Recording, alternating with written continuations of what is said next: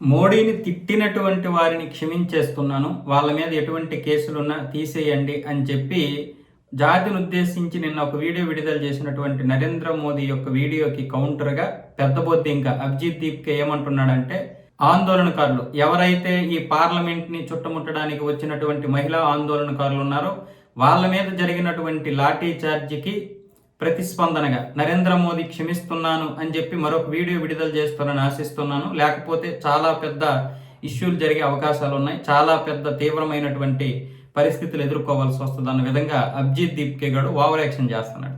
అంటే ఇప్పుడు నరేంద్ర మోదీని తిట్టారని చెప్పి ఆ రుచికా సింగ్ లేకపోతే మరి కొంతమంది మీద కేసులు నమోదయ్యాయి దేశంలో చాలా చోట్ల, ముఖ్యంగా ఢిల్లీలో.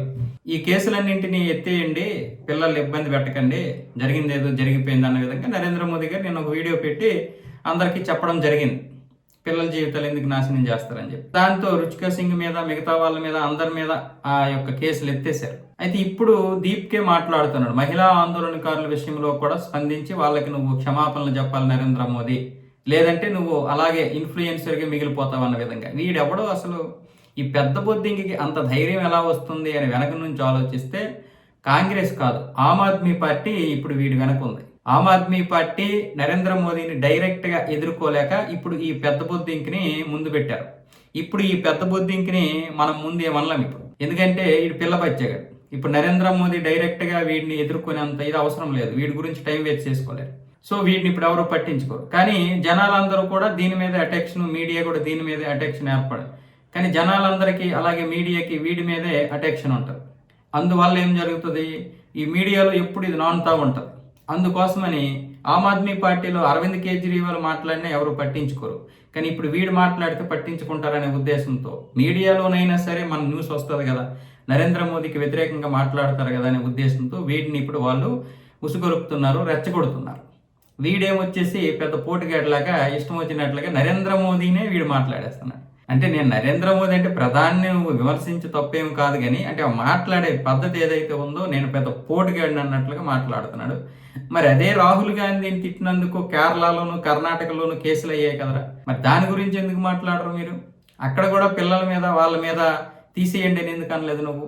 పంజాబ్లో జరిగినటువంటి పేపర్ లీక్ ఏదైతుందో దాని గురించి ఎందుకురా మీరు మాట్లాడకుండా పారిపోతున్నారు? మీలో ఇంకెక్కడ ఉందరా ట్రాన్స్పరెన్సీ? చెత్త వెదవల్లారా. నీ నిజంగా నువ్వు పంజాబ్లో కూడా వెళ్ళి దానికి కూడా కనీసం నువ్వు వెళ్ళి ధర్నాలు చేయక్కర్లేదు, ఉద్యమం చేయక్కర్లేదు, ఒక్క మాట అంటే సరిపోయేది కదా.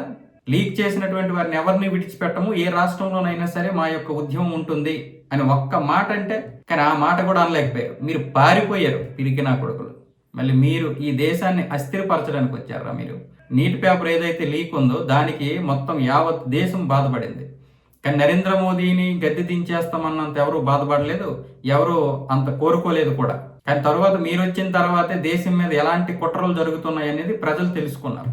వాస్తవంగా చెప్పాలంటే ఓహో ఇలా కూడా కుట్రలు చేస్తారా నరేంద్ర మోదీని ఎదుర్కోలేక. అంటే 15 సంవత్సరాలు ఆయన పరిపాలిస్తాడు, మరో 3 సంవత్సరాలు. ఒక టీ అమ్ముకునే వ్యక్తి 15 సంవత్సరాలు పరిపాలించడం అనేది ఊహించగలమా, భరించగలమా? అది ఎంత బాధ. వాళ్ళ చరిత్ర చెరిగిపోతుంది కదా. చరిత్ర చెరిగిపోతుంటే చూస్తూ ఊరుకుంటారా?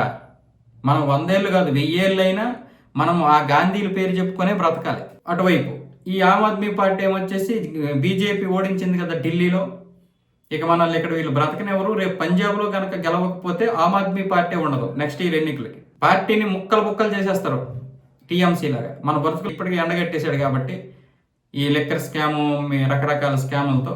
సో శీస్ మహల్ లేకుండా మనకు చేస్తాడు, ఆ అద్దాల మీద లేకుండా చేస్తాడు. రేపు పంజాబ్లో కనుక మనం గెలవకపోతే మన బతుకు బస్ స్టాండ్ అయిపోద్దని చెప్పి కలిస్తే వీళ్ళందరూ కలిసి అరవింద్ కేజ్రీవాల్కి సలహాలు చెప్పి ఈ విధంగా వీళ్ళని దేశం మీదకి వదిలారు పెద్ద బొద్దింకులు. ఈ బొద్దింకులన్నీ వచ్చి ఇప్పుడు దేశం మీద తిరుగుతూ ఉన్నాయి. ఇళ్లల్లో తిరిగితేనే మనం హిట్ కొట్టి వీటిని వదిలించుకోలేకపోతున్నాం, ఇప్పుడు దేశంలో తిరుగుతున్నాయి ఇవి.